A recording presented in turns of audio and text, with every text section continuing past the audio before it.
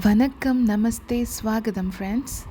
இன்றைக்கி மலைக்கு இதமாக சூப்பரான ஒரு மஷ்ரூம் கிரேவி பார்க்கலாமா? கடாயில் எண்ணெய் சூடானதும் அதில் நம்ம கரம் மசாலா போட்டுக்கலாங்க. பிரியாணி இலை, பட்டை, கிராம்பு, கல்பாசி, ஒரு ஏலக்காய். இதுக்கப்புறம் ஒரு மீடியம் சைஸ் வெங்காயம் கட் பண்ணி போட்டுக்கலாம். கொஞ்சமாக இஞ்சி பூண்டு விழுது, கொஞ்சமாக கருவேப்பிலை, நல்லா மிக்ஸ் பண்ணி விட்டுக்கோங்க. இப்போ சிம்மில் வச்சுட்டு ஒரு தக்காளி அதில் ஆட் பண்ணிக்கலாம், பொடி பொடியாக கட் பண்ணி. இப்போ இது எல்லாமே கொஞ்சமாக உப்பு போட்டுட்டு நல்லா எல்லாத்தையும் மிக்ஸ் பண்ணி விட்டுக்கோங்க. கொஞ்சமாக மஞ்சத்தூள் ஆட் பண்ணிக்கலாம்.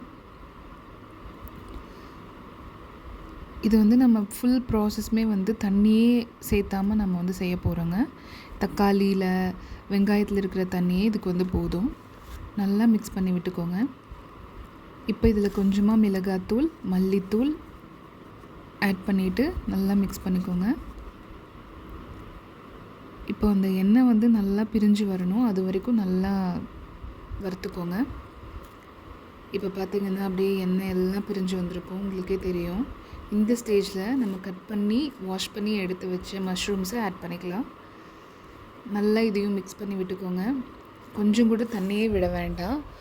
ஒரு 5 minutes க்ளோஸ் பண்ணி வச்சுட்டு நம்ம இந்த சைடில் ஒரு ஸ்பெஷல் மசாலா ரெடி பண்ணிக்கலாங்க. 1 ஸ்பூன் சோம்பு, 1 ஸ்பூன் மிளகு ஈக்குவலாக போட்டுட்டு நல்லா ட்ரை ரோஸ்ட் பண்ணிவிட்டு அதை பவுடர் பண்ணி வச்சுக்கோங்க. இதுதாங்க இந்த கிரேவிக்கு ரொம்பவே டேஸ்ட் கொடுக்கும்.